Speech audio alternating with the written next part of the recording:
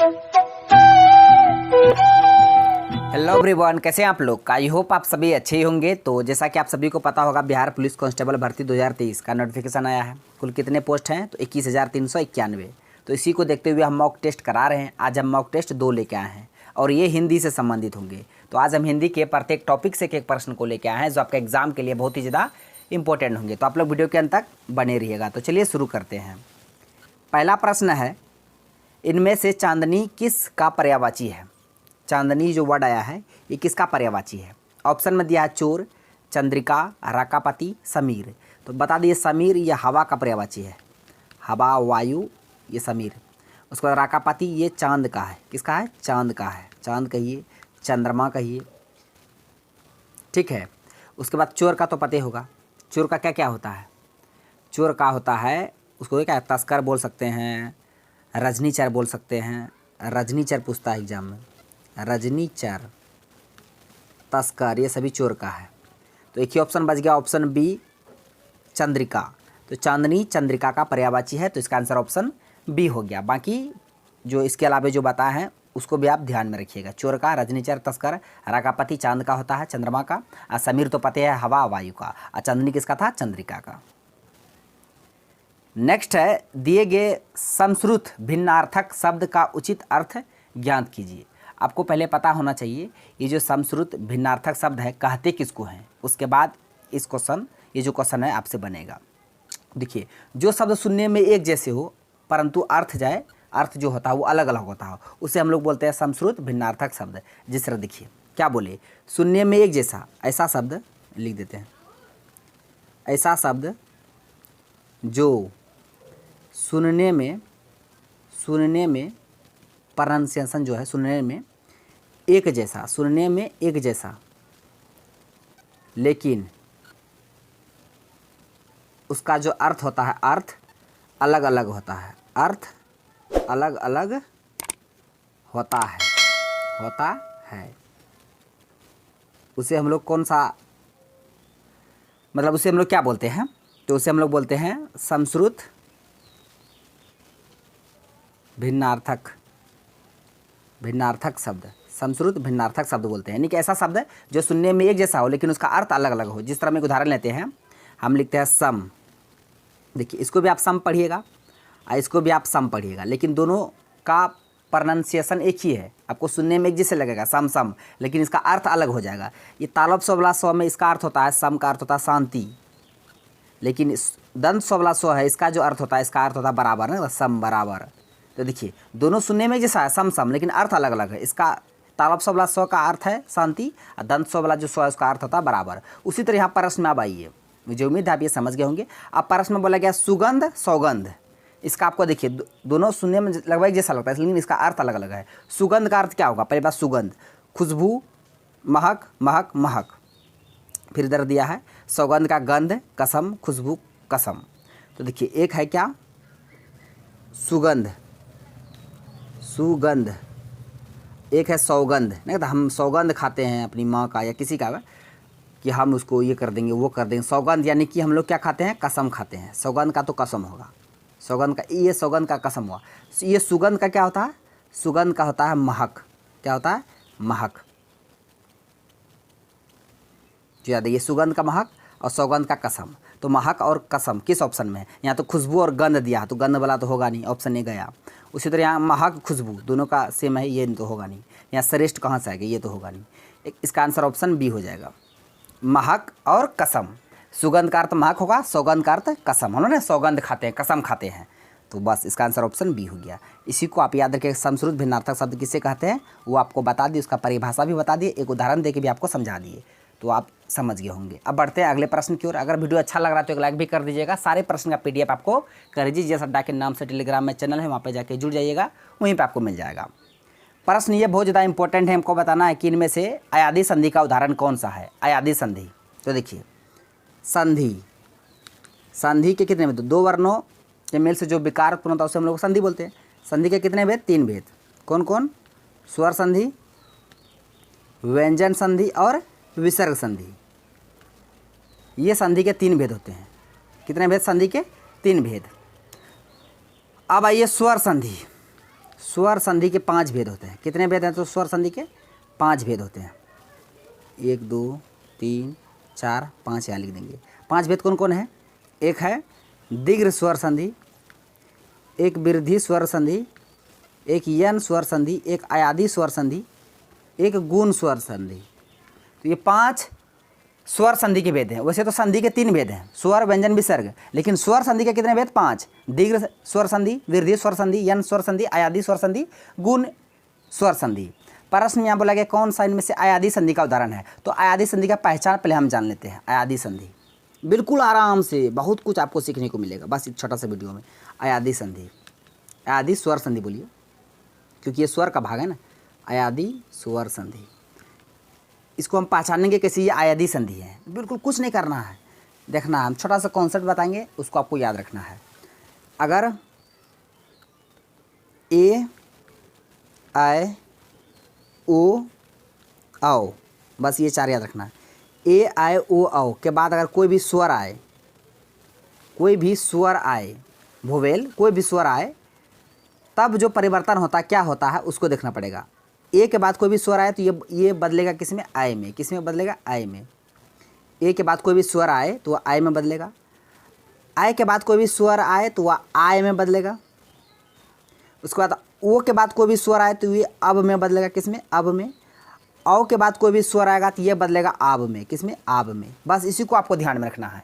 ए आई ओ औ के बाद कोई भी स्वर आए, स्वर 11 है, कोई भी स्वर आए तो समझ लीजिएगा ए बदलेगा आई में, आई बदलेगा आई में, ओ बदलेगा अब में, औ बदलेगा आब में। अब आइए प्रश्न में।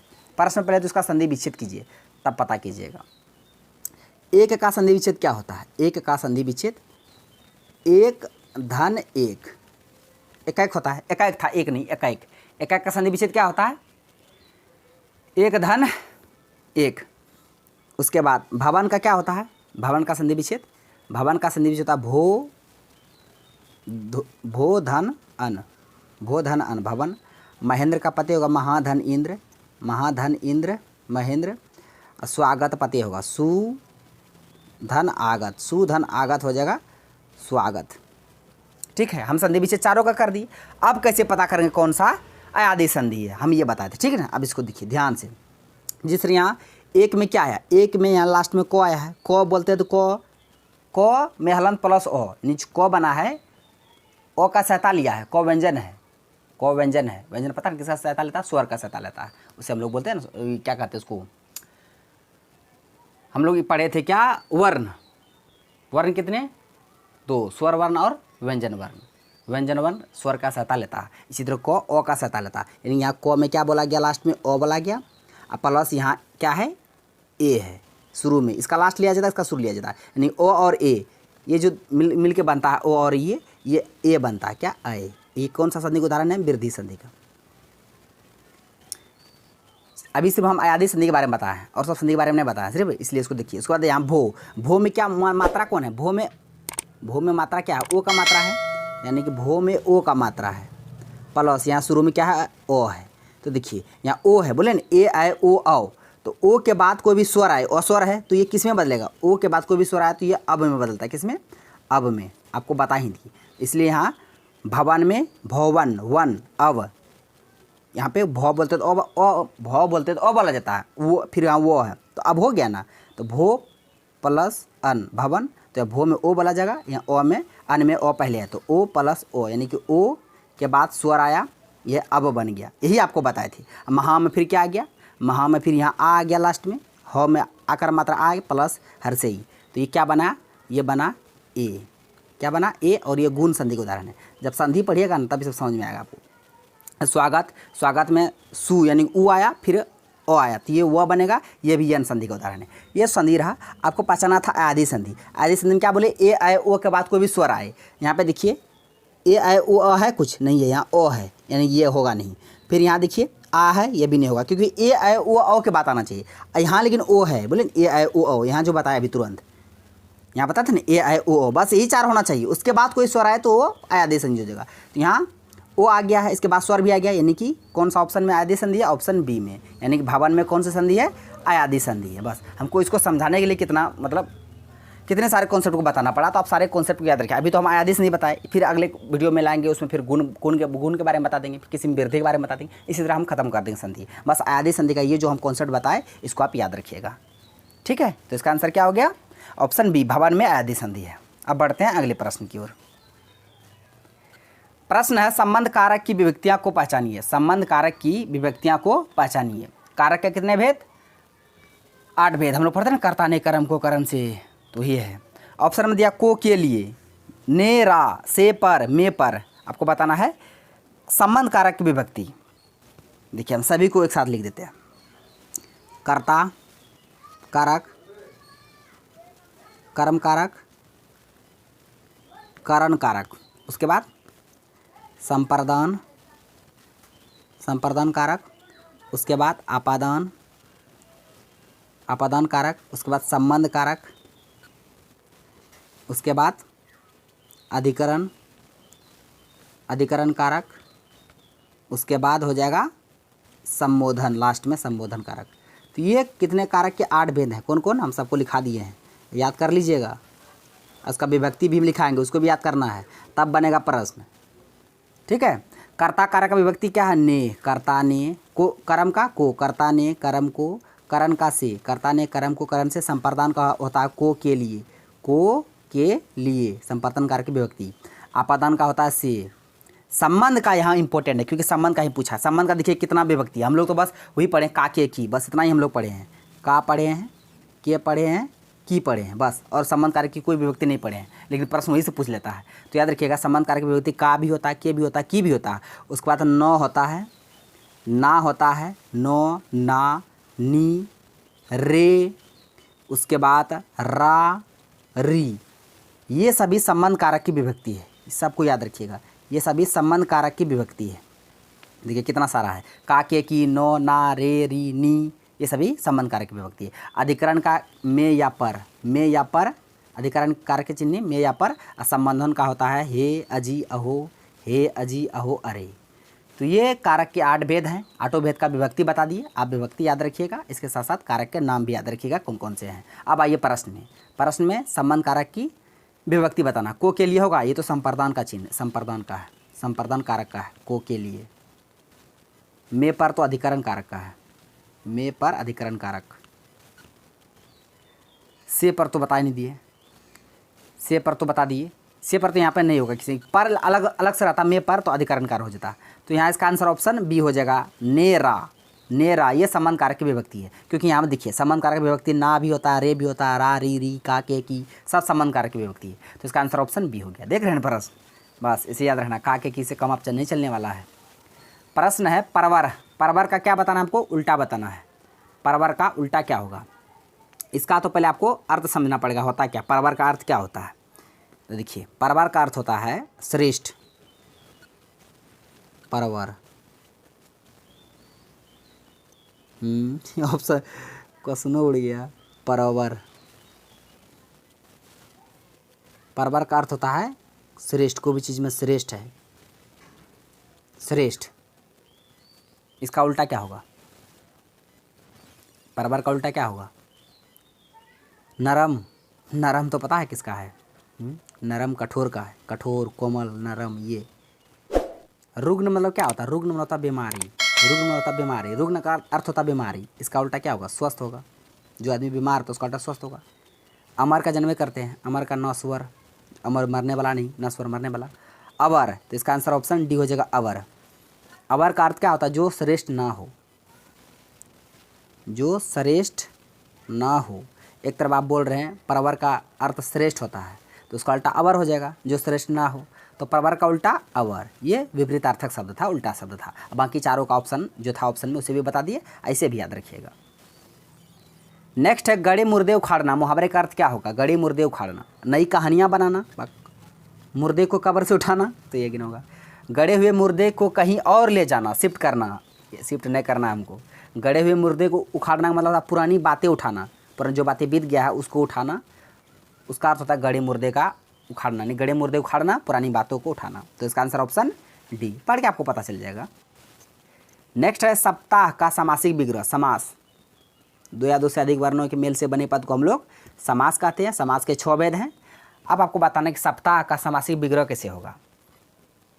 ऑप्शन में दिया है 7 समूह का दिन, 7 समूह के दिन, 7 दिनों का समूह, 7 दिनों का समूह। सप्ताह 7 दिनों का समूह होता है, इसका आंसर ऑप्शन डी हो जाएगा। सप्ताह 7 दिनों का समूह होता है। 7 समूह का दिन नहीं होता, 7 समूह के दिन नहीं होते, 7 दिनों का समूह नहीं होता।